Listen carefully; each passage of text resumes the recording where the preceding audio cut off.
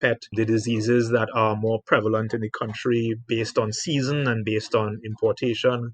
We try to have that discussion with clients as well. One of the major things that we are trying to do is to address the scenario where there are unregistered individuals acting or purporting to be veterinarians. And not only is this illegal, it is very, very dangerous for the animals themselves, because you have an untrained person trying to do something that they may have only seen done by somebody else or read in a book, or God forbid, just watch a YouTube video and think they can do surgery. And it's unfair to the client. The client is paying for a service and is being cheated because they're not getting the service that they think they're paying for. And of course, it's unfair to vets because this is someone who has not gone through the very rigorous training necessary to know what to do and how to do it.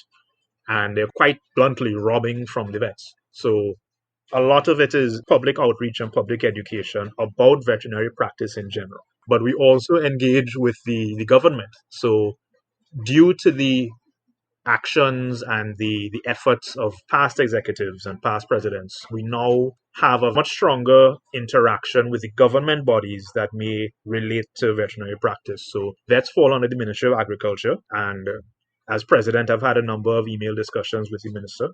And now there is, separate from the Vet Association, there's the Veterinary Surgeons Registration Board. That is the board that actually registers people to practice as vets in the country.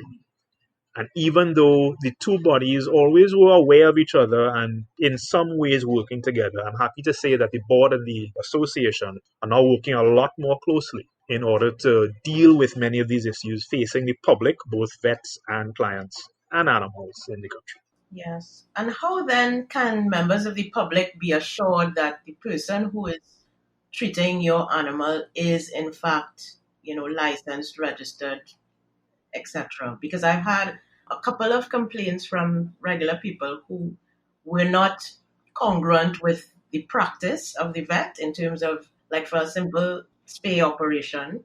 One person told me that she found that vets were more likely to want to neuter rather than spay because it was an easier procedure. So just in general, how does the public know that they're dealing with a certified vet? Well, the easiest thing is to ask a question. The vets, knowing the situation, I would like to say, ought not be offended if someone asks the question, are you a registered vet? Even if the vet does ask, well, why are you asking that question? The fact is, they're just trying to find out. In addition, because of how registration has happened over the years, not every vet has an actual registration number. Some of the earlier vets would have been registered before the board itself started to issue numbers. Certainly, clinics are encouraged to have their registration certificate posted very prominently in the clinic. So you should be able to go in and see Dr. XYZ is registered to practice by the board of Trinidad and Tobago. However, a house call vet and someone like me who works in the farm and on fields wouldn't necessarily be able to walk with your certificate. Something the association has started doing is issuing ID cards. But right now, that's only for association members. It is not currently mandated that you must be in the association to practice in the country. However, those of us in the association believe that the only way for us to move forward as a profession is for everyone to be in the association. Because that way it's one body moving forward, not disparate professionals, each trying to, fight the same battle that everybody's trying to fight. But yes, we are rolling out the ID card initiative so that certainly if a TTBA veterinarian shows up, they would have an ID card stating they're a veterinary surgeon. That's an interesting question that you asked, because part of the new legislation that does speak to people purporting to be a vet, that's where they'll be able to be caught. So this is the Animal Diseases and Importation Act I'm referring to. If a client calls someone to come and do something with their animal, the person comes, does it, the client pays and leaves. And at no point was there a verification that this person is a vet. That situation now becomes very nebulous. Can you really say this person was wrong or what have you?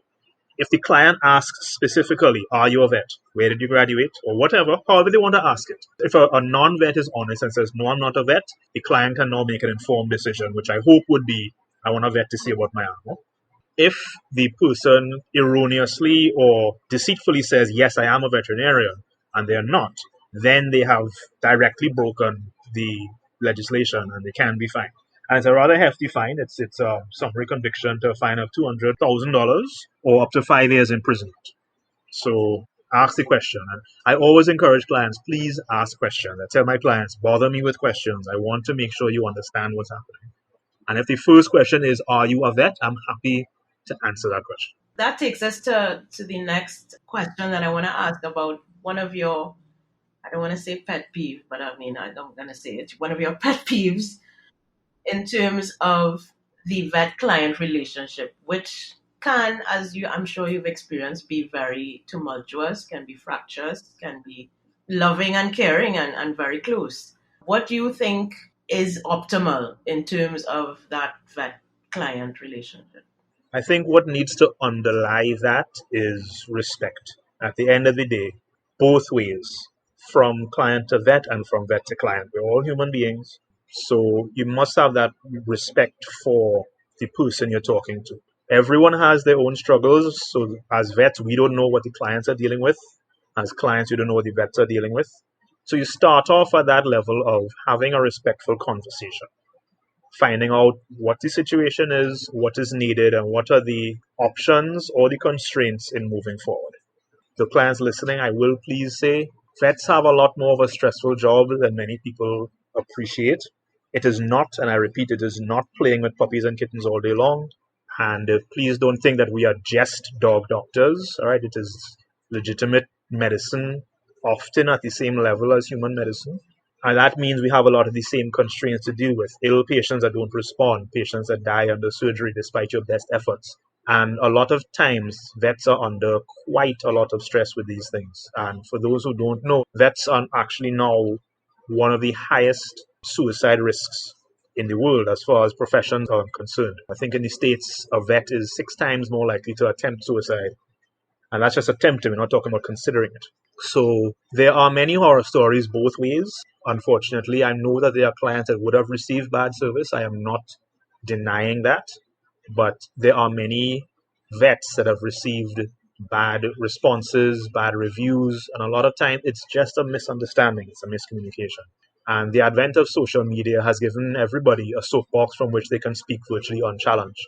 And it is really unfair if there's a single situation or a single incident that has happened, and instead of trying to deal with it respectfully with the person, they take it to social media and they lambaste the person and pictures of the clinic and don't ever go there. Because, again, as humans and as Trinidadians, we love Bacchanal. So we will spread all the bad news without even trying to verify it. And what was a very simple, often legitimate situation can just spiral into something that is far more negative than it had to be. Yeah. And I suppose that is then where the TTBA comes in terms of feeling those kinds of complaints from the public and treating with them. Yes, we try. We have actually in the past, when we see those statements on Facebook and those barrage of comments thereafter, we've tried to say, if you have a legitimate concern, you can contact the association and we can seek to be that mediation between the two parties. But what happens, part of the investigation, the person's statement, of course, will be sent to the person about whom the statement is made. And it almost feels like a lot of people back down when they realize, oh, wait, my comments are now going to be accountable. We just want people to be able to talk to each other as human beings, as clients and vets, and, avoid the drama, avoid the bacchanal. Just talk first and try to work it out from there. So as we wind down, Dr. Driscoll, I wanted to pick your brain a little bit. We have, as one of our mottos on this podcast, that we adopt and don't shop. Do you have a view and an opinion on the adopt versus shop culture or shop versus adopt, I should say, culture that we have in Trinidad and Tobago? I have quite a few views on that, to be honest. There are a number of challenges with that situation. We know the status of our shelters, they are overflowing. They need people to come out and adopt, and there are some really wonderful, loving animals there. So I have 3 pets, 1 dog and 2 cats, and they're all rescues. And they have been an amazing part of my life thus far. The breed doesn't really matter when you're looking at an animal that you're looking for companionship. But if you're looking for a guard animal, it's a matter of how the animal is dealt with and trained and handled. The shop approach becomes an actual problem when people insist on importing animals, specifically importing animals through not the most legitimate routes, without trying to say too much. Because the risk that you run there is bringing in who knows what, especially all kinds of diseases that can come in. We are seeing incidents of disease now, or at least suggestions. Let me be fair. We're seeing suggestions of diseases now, but in some cases confirm incidents of diseases that we never had before. And the chances of these coming in with animals that are not coming in through proper quarantine and requiring proper vaccinations, it's scary. It's crazy. And the problem is the supply is obviously there because the demand is there.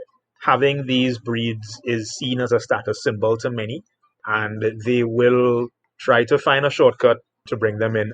But the fact is we have these animals coming in through back channels, through back alleys, and that brings a host of risks with them. And that's the danger of the shop versus adopt approach. If it reaches a point that you are now encouraging someone to take these less than legitimate approaches to bringing in these animals. Hmm. And I understand as well that there are puppy mills in Trinidad as well. Well, I myself cannot comment, having not seen any myself, but I wouldn't be surprised. It's very easy to get, a few breeding animals or even just 2 breeding animals and just basically churn out puppies. We are not saying that every breeder is a puppy mill. There are some very, very legitimate, upstanding breeders. But like everything, there are those that they are not taking the necessary care, be it nutrition, vaccination, health, of the breeding animals or of the puppies. They are just trying to supply a market. So if I can share something with you quickly. Sure. So I went to the veterinary conference in North America this year, and they actually spoke about puppy mills and these people who breed without the proper care. And they drew reference to something that a client can have, which is quite literally a list of questions that a potential client can take to a breeder to ask, so, have these animals been vaccinated? Who is the vet that sees them? May I see the parents? And you ask this long series of questions. And if you as a client are not happy with the answers you're getting, then chances are that breeder may not be providing the care necessary for you to get a good product as someone trying to buy a healthy puppy.